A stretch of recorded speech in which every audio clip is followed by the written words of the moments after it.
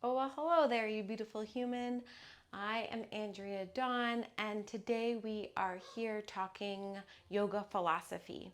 We have been looking at the kleshas, and the kleshas are the reasons why we suffer, our afflictions. And so the first one that we looked at is kind of the ultimate veil. That was avidya. So that is this spiritual ignorance. It's not knowing that we are the light of the divine, that is within each and every one of us, which makes us all actually the same. And all of the other kleshas arise from this ignorance. So last week we talked about raga, meaning our attachment to our likes. So we're like running after the things that we like and we actually miss the present moment, or we think we know what something's going to feel like because we've experienced it before, and then we're chasing after that feeling. This week is on the same side of that coin, Dvesa.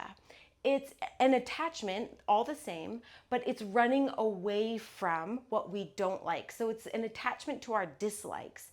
And here we get caught in running away, numbing, hiding, right? Because we don't want to experience a feeling from our past. So our perceptions color the way that we experience our entire day. And we think we know how something's going to feel. And if we didn't like it, then we're going to spend all of our time trying to get away from it.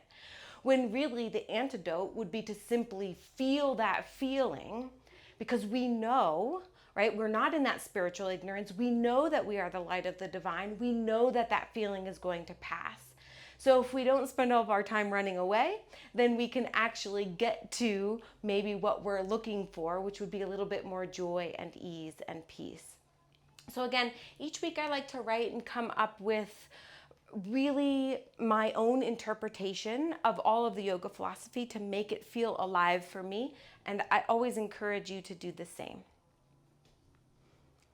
The kleshas are the veils that obstruct who we are from who we think we are. They are the blinding misperceptions that keep us lost, lonely, discontent, and disconnected. Dvesa is the distaste. It is the disliking of people, places, things, feelings, and so on. When we are in the delusion of Dvesa, we are usually running away, hiding, ignoring, and numbing. Dvesa and raga, or liking and disliking, are addictive, and they both hold the immense power of deception. The justifications made in the name of liking and disliking, loving and hating, agreeing and disagreeing have caused a colossal amount of heartache and more bloodshed than we could ever come to terms with. We do have preferences, and our preferences certainly drive the course of our life, helping us make decisions about who we are in relations with, where to live, how we dress, what we eat, and what we do for work.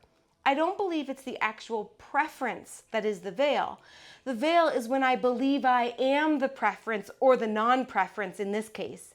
And when I allow this to color my perspective so much so that my thoughts and my actions are blindly driven by them. When I miss out on seeing my family because I refuse to go where the weather is cold, or I ignore my weakening body because squats and pull-ups are hard, this is Dvesa. We are going to experience disliking, disagreeing, even hating. These are all external affairs of which cause us internal conflict. This results in unconscious reactions, unhelpful habits, and ultimately disease. This is why the practice of yoga leads us inside of ourselves. First, it is necessary to feel the feeling of the confliction, the hurt, the pain, the jealousy, the rage, the insecurity, the unworthiness, the injustice. Confronting and feeling what we are running from is the antidote.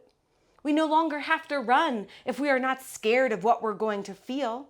Now we can empower ourselves with our yoga practices to know that these are temporary feelings, that left unfelt will actually smother the light of our divinity. The cure to both raga and dvesha is the present moment. When right here and right now are both the journey and the destination, we can stop running to and from and simply make our arrival the eternal antidote. Wherever you go, there you are, my dear.